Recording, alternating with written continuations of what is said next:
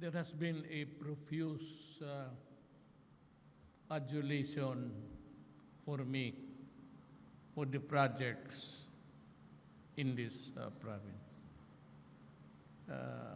May reminder lang ako sa lahat ng mga tao. I said it also in the other program this afternoon. Ang pasalamatan natin po ay yung mga trabahante na Pilipino at taxpayers at the same time, yung nagpagod talaga.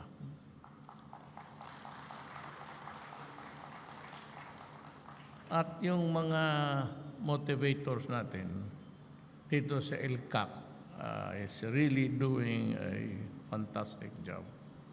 Si Secretary Esperon. And of course, your action officer here also a very industrious person, si Secretary Cosi. Huwag na ho ninyo akong palakpakan kasi wala talaga akong ginawa kung hindi mag-upo lang sa opisina at maghintay ng resulta. Of course, these were all discussed in the cabinet. But the human's job really of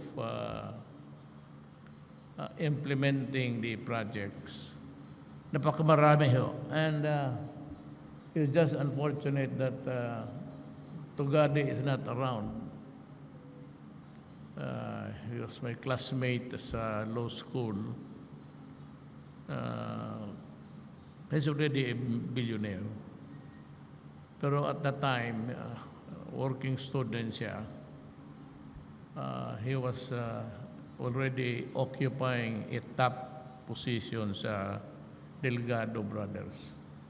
At nakita ko talaga kay Art, yung matalino, malikot yung otak, malikot. Gusto palagi may gawin. So, sila yung inaasahan ko na magbigay ngayon sa lahat ng projects all over the country. Just to also let you know that when I became president, the first thing during the cabinet meeting, I reminded everybody that we are now here faced with to do what we can for the country. At ang sinabi ko naman sa kanila, pera ito ng tao. So, you, pati si Art, pati si Villar, sabi ko, distribute the money all over the country namang isang region, may isang at least magandang project worth remembering. At yun ang inutos ko sa kanila. Kasi pera nila ito, equitably distributed. Kaya makita ninyo lahat, Pampanga has a magandang airport nila. Lahat ng airports na sa Pilipinas maganda na. Pwede na talang ipagyabang. At lahat ng mga, basta under sa Department of Transportation. And of course, Secretary Villar. He made a fantastic progress about our road networks. Talagang maganda na ang Pilipinas ngayon. Nagtrabaho lahat eh. At sinabi ko walang politika. Kasi kung hindi, yung ibang natalo ka dito, huwag bigyan. No. That's not our money. We learned that matagal na hindi natin pera yan. That was also my mantra or my paradigm when I was mayor of Davao City for almost 23 years. Then naging congressman ako for 4 years. 4 years ako naging vice mayor ng anak ko, si Inday. Then, went towards the presidency. without meaning to really crow about it. I never lost an election. So, ganun na lang ang pasalamat ko sa Pilipino. But total 2 pages lang naman to. I will read it if you are still in the mood of listening. After my talk, if not, we just go home. But before that, naisabi naman ang lahat dito.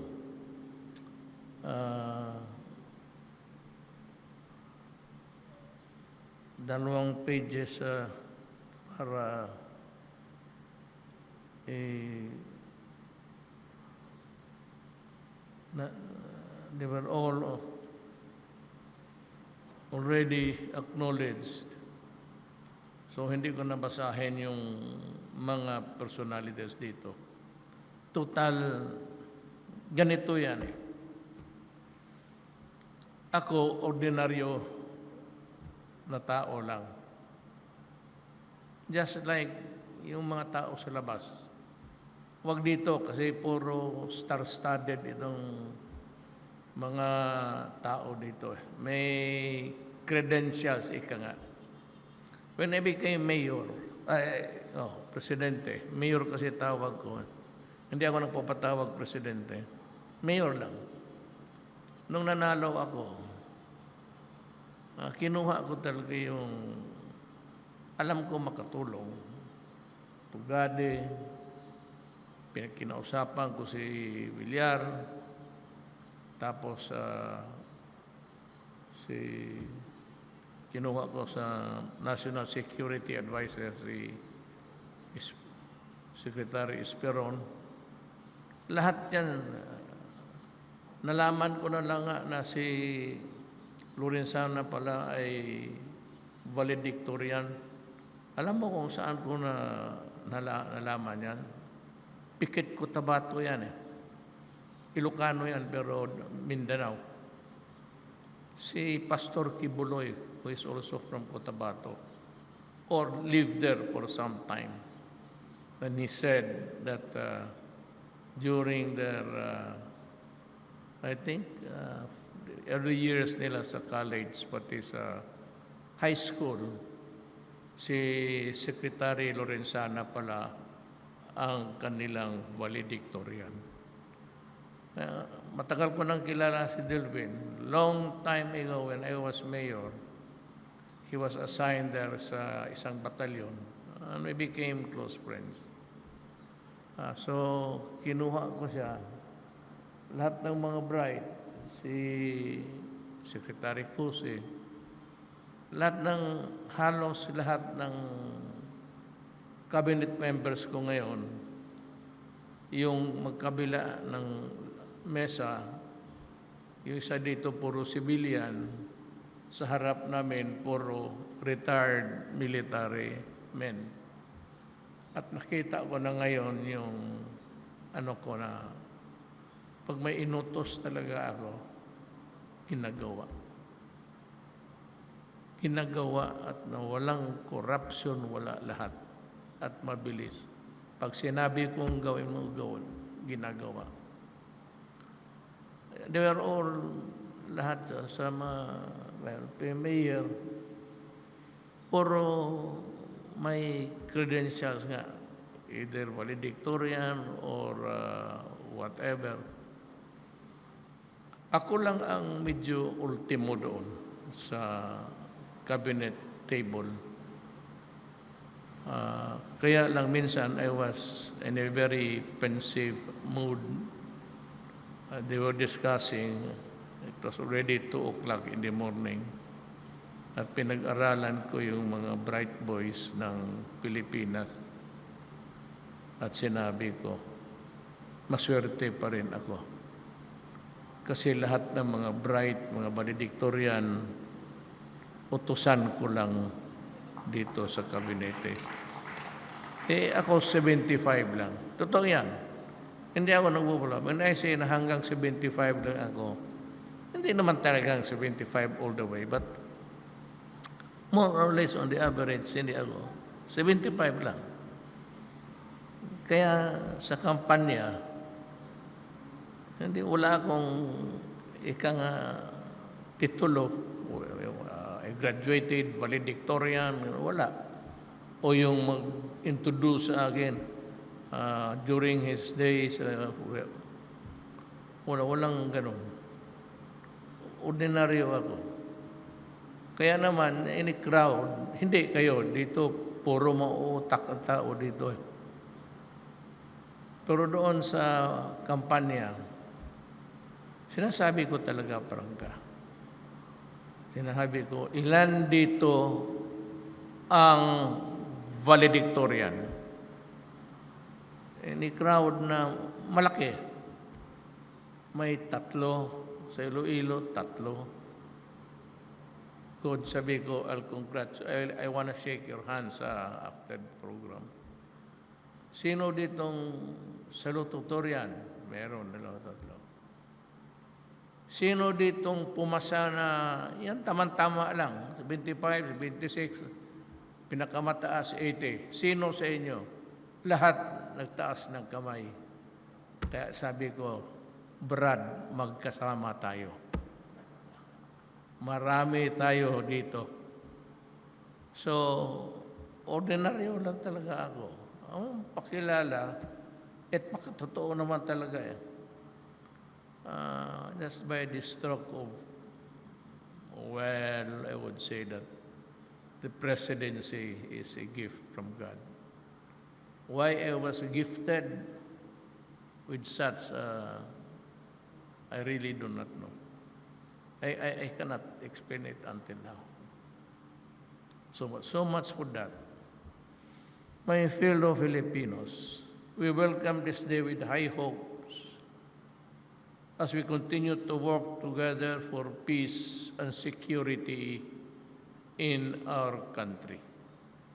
I commend the National Task Force and Regional Task Force to end the local communist armed conflict for collectively realizing the government's policy of holistic and whole-of-the-nation approach to ending communist insurgency. Mag-segue ako dito, ha? Kaya nga bumagsak yung peace talks. Lahat ng binigay na mga proposals, binigay ko rin sa military, sabi ko, you study. Pero ako talaga, pagtanggap ko, hindi na. And there was this one missing ingredient to arrive really at a peaceful resolution of the conflict. Yung accountability. Wala. Alam mo, kaya hindi ako pumayag. Kung papasamayan sa panahon, hindi ko panahon, okay lang. Pero ako, I have to have something in my hand na i-provision for the sanctions na lahat ng nangamatay dito sa Pilipinas, mga barangay captains almost every day, innocent people suspected of being informants of the military. Marami ang pinapatay na pati itong human rights wala nang ginawa, tinuturo sa akin. Ganon yan . So, walang the accountability, whatever, if they have any against us or against them, wala. At ayaw nilang i-discuss yan. Sabi ko, walang. No peace talks. We will fight forever if ako ang masunod. Paano yung namatay? Paano yung biktima nila na sabihin mo lang na peace talks na maglamano tayo? Ano ito? Laro ng bata? Kaya ako hindi talaga sabi ko, may kulang dito. One ingredient is really the sanctions sa mga yung mga insurgents. Hindi tayo ang gobyerno eh. Hindi naman tayo papatay kung walang rason. So, yun ang isa doon. The one ingredient factor that was missing, which I was discussing and insisting on as part of the talks. Ayaw nila. O di ayaw ko. O di wala. Hindi pwede yan ganun. Kailangan may magsagot. Paano na yan? Mabutit na lang namatay hindi ko naman, I do not really wish it upon my fellow human being. But we all deserve in this life what we aspire for. Your important work in peace building and fighting extremism must also pave the way for the improved well-being of our people. I am certain that you will champion the security of our fellow Filipinos despite the forces that try to prevent us from becoming a stronger and more progressive nation. I laud you for extending the much-needed social services to conflict-affected areas with strong sense of urgency and concern. Your quick response to the needs of our kababayans speak well of your faithfulness to duty and love of country. The good that you have done is significant in building and restoring the people's trust and confidence in government. On this note, I want to emphasize that local chief executives, the community leaders, bear the task of addressing crime and illegal drug situation in their respective localities. Also remember that local elections, if done consistently and dependently, advances our collective goal of securing and safeguarding the nation. As leaders of your communities, you bear the responsibility, again, to help those who strayed away from the law so that they may find hope in the promise of reintegration of new beginnings. Wala akong problema doon sa rank and file. Lalo na yung mga farmers na dala, either because they were coerced or intimidated, wala silang choice in the rural areas. Of course, common sense, walang ano yan. I'm talking of the leaders, yung politburo. Kailangan may managot dito. Hindi pwede na. We have to assess because the act of one is the act of all. If it is a conspiracy, just like the communists, which has been already declared terrorist, yung farmer doon na nagdadala na ng shotgun, pati itong ditong leader nagdadala ng barret, it's a gun which can hit an enemy 2 kilometers away. Pareho yan sila. So, but I said, we can have a sense of understanding dito. Pero yung mga leader, that is why in our fight against lawlessness and insurgency, I strongly encourage our local chief executives to synergize their efforts with the national and regional task force to end local communist armed conflict. Let us continue to uphold the highest standards of public service as we do our task consensuously and support the administration's key programs in achieving peace and security. Just bear with me para malaman lang ninyo ang utak ko. Kasi probably some of you naririnig lang ninyo. During the campaign, wala akong I had no idea of the economic picture of the country. I am a lawyer. Ang economics ko, yung economics sa college. Well, that was my working economics. But I had really no idea kung ano. So I stuck to just during the campaign, you might have noticed, and during the presidential debate. Ano ko lang sabi ko,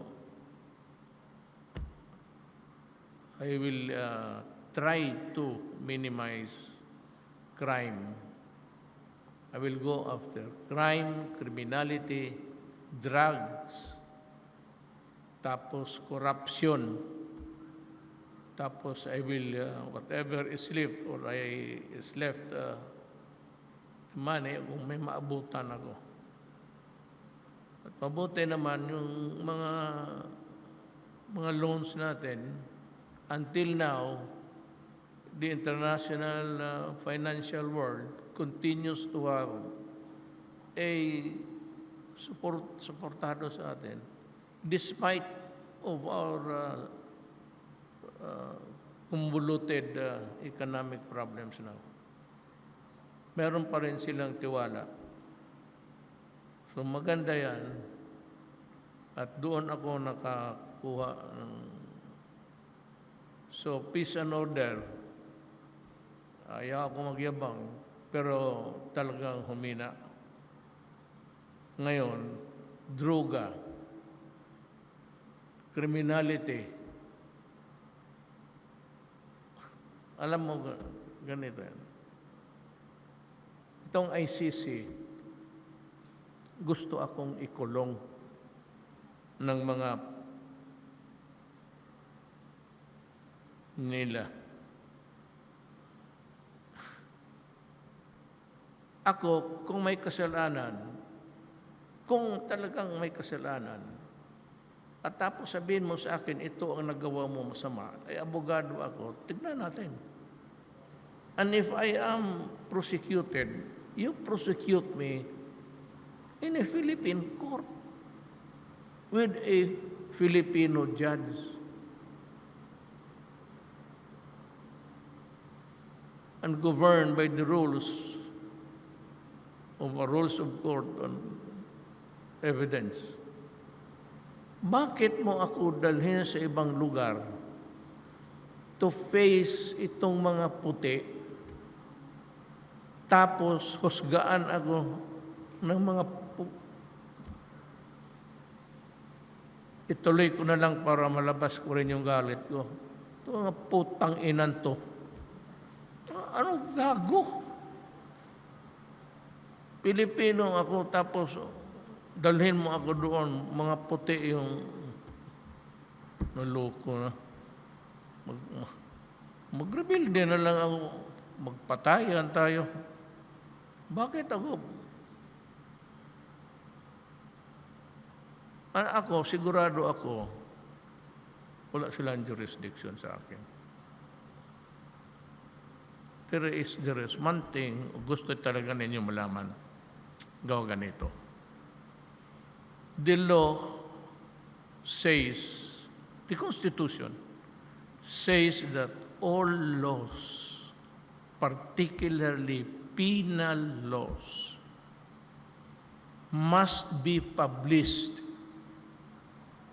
in the official gazette or in a newspaper of wide circulation. But primarily, so, ang mga buang, pinirmahan ni Estrada, dinala nila doon sa Congress for the ratification. Dapat binalik nila dito sa Executive Department. The Executive Department, kung ako, I will now order the publication of the law. Yung ICC law rin na crime against, whatever crime is there, you have to publish it because that would put everybody, every Filipino and all on constructive notice na may batas. Kung hindi mo i-publish yan, and if you fail to verify versus, I think, in really,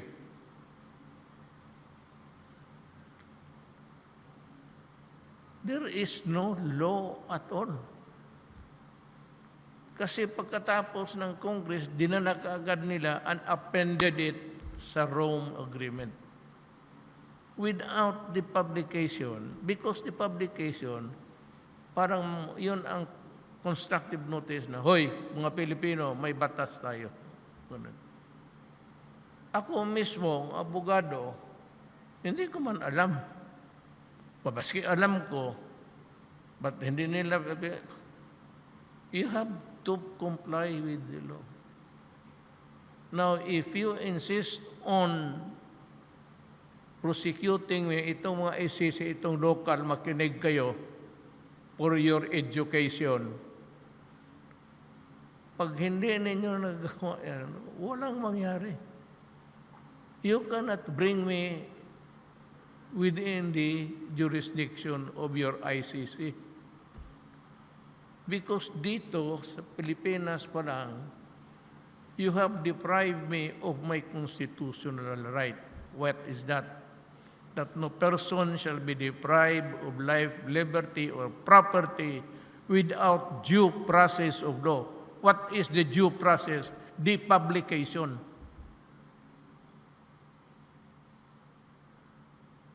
So, ngayon, manigas na kayo, talagang, pero I would love to go to where that Hague court is. Without necessarily submitting to its jurisdiction, I would like to give a speech there. And worst comes to worst, kung talagang may trial, then my first witness will be Dilima. Siya man ang sige daldal. I'm not trying to pick a fight with any of you here. Yun ang...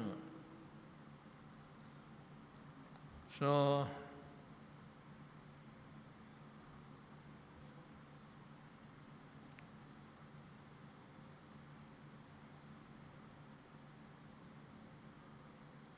punta na tayo sa second page na lang. Puro motherhood man dito yung statement.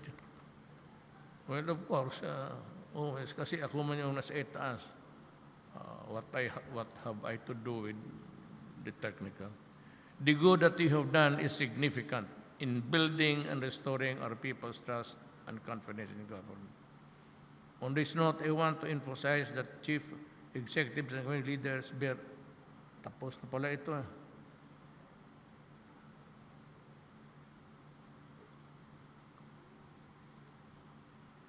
That is why in our... siyempre. Itong ano ko. May kopya rin siguro yan siya.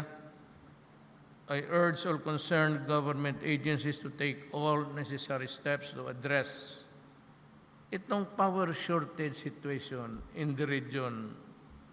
Secretary Jose, matagal na kasi itong ginareklamo ng mga tao. What is the best solution dito?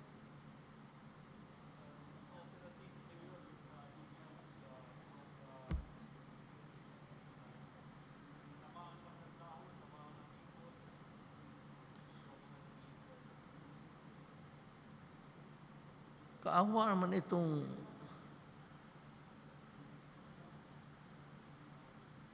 Iloilo, ganun rin.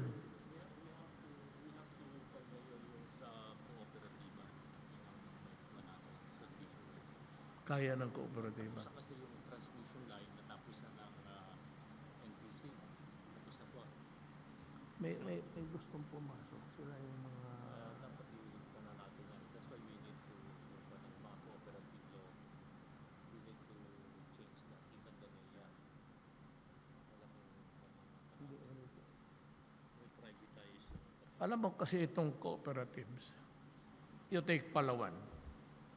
Nung maliit pa ito, walang entrepreneurs na papasok. Just like any other community in the Republic of the Philippines, mayroon na silang kooperatiba. They contribute so that they can have energy. Pero yung lumaki na, kagaya ng Iloilo, the cooperatives cannot keep up with the progress. You have to, itong energy, you have to expand. An energy must eternally expand. Otherwise, babagsak ang ekonomiya. Pagka pinigilan mo yung ibigay mo talaga sa may kaya. Yung cooperatives, ay kung may pera kayo, bitawan na ninyo. Huwag na tayong mag-istorya na. But if you cannot keep up, and there are people with may pera, I will not mention their names because galit rin ako sa kanila. You have to, just like Davao City, it has to expand and add yearly. Until what? Up to the time of the grandchildren, of our grandchildren. Assuming that nandito pa ang, unless of course there's a nuclear war, itong Taiwan ngayon ang plus point ay lahat nakakasana, ang baril pa nakakak na which is really bad. I hope China can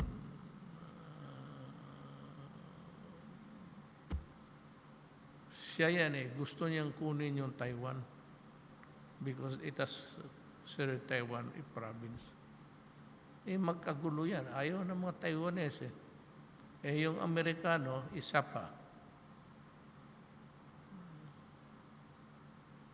If you go to the national channels, for the first time in history, the military rebuked Xi Jinping. Yung isang high military nila doon, talagang sinabi niya, share your wealth with the others. Do not pick a fight. We will not survive, all of us. Sabay itong balega ko,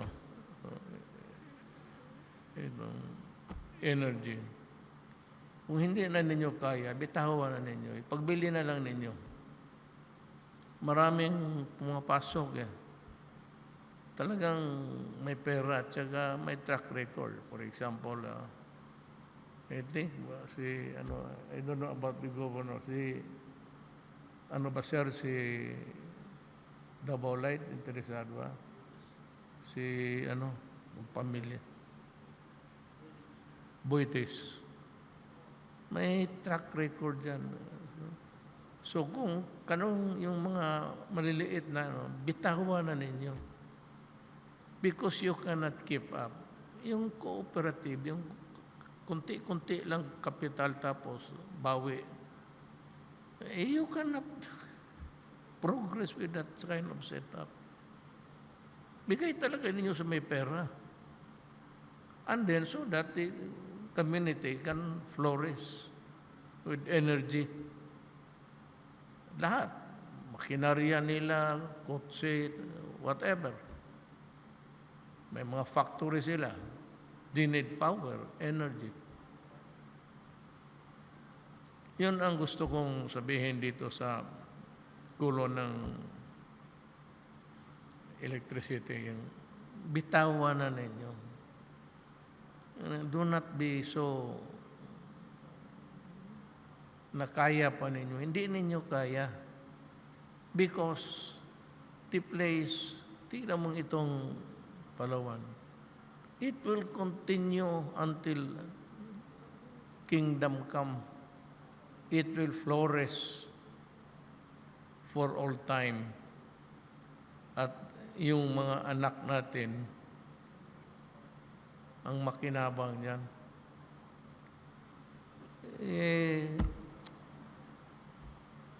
I don't know, I intend to talk to these guys with no force can defeat us from giving the best for our effective constituents. Nothing can stop us from doing good to conquer the perpetrators of chaos and division. With a strong vision and intention, I am certain that we can reach greater heights together. Let me assure that all our national and local partners, that this administration is one with you in pushing the initiatives and programs that will secure a lasting peace for the country. Guided by the strong sense of nationalism and commitment to serve the Filipino people, I am certain that we will be able to attain a more peaceful and progressive future for all. Maraming salamat